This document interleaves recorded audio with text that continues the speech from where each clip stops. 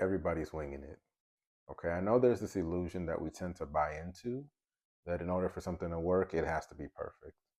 The plan has to be perfect. The execution has to be flawless. The timing has to be spot on.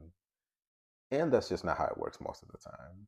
Because a lot of the skills that actually have an impact on whether or not the plan goes all the way through, whether or not we reach our goals, or whether or not we build what we want to build in the world, those are developed in those moments when we have more questions than answers. Because in those moments when something you thought was going to happen one way happens another way or doesn't happen at all, what do? You have to figure it out. You have to go back to the drawing board and come up with a new plan, or at least come up with some concrete actions to bridge that gap until you can come up with a new plan. Now, I'm not saying it's not important to plan in the first place. It's super important to plan. I think you kind of need a direction before you start.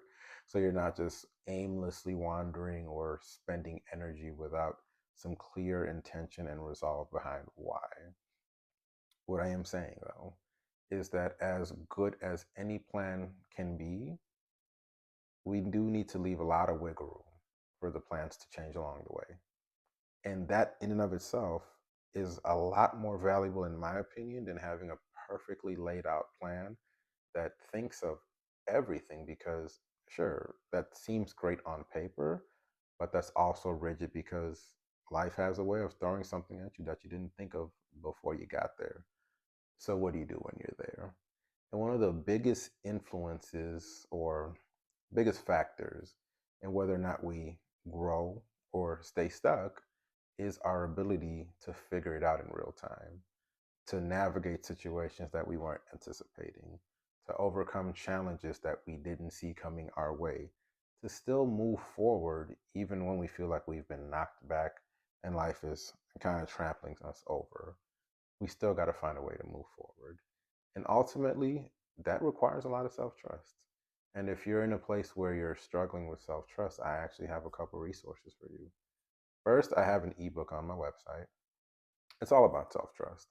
Because again, the point isn't to have a perfect plan or to get all the data before you do it.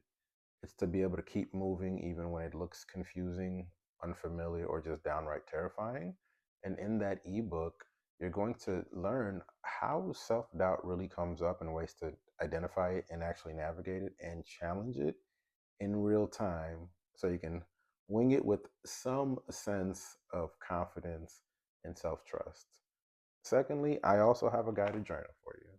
In this journal, there are prompts and reflective exercises designed to help you recenter and reconnect with yourself.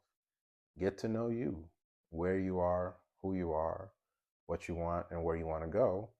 So that way, as life throws whatever it seems to throw at you, you can navigate all of that from a place where you're grounded within yourself and have a clear understanding and a clear idea of where you're going and how you're going to get there.